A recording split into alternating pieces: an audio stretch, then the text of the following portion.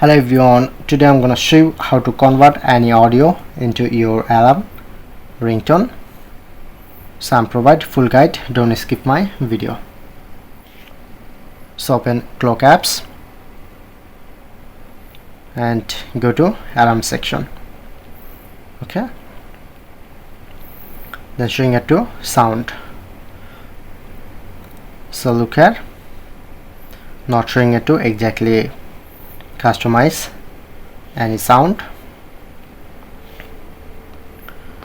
so don't upset, no need to use any third-party apps. Like I'm open my file apps and I'm just select our audio,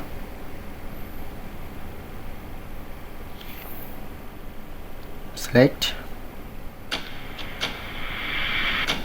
so I'm just make this audio in my ringtone. Click on to share option,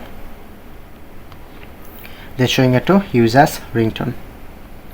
Okay, then successfully add this music to set ringtone.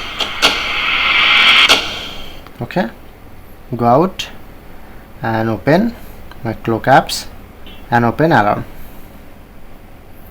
Tap on, go to sound section, then I'm get recently create this sound. I'm just select, now successfully create.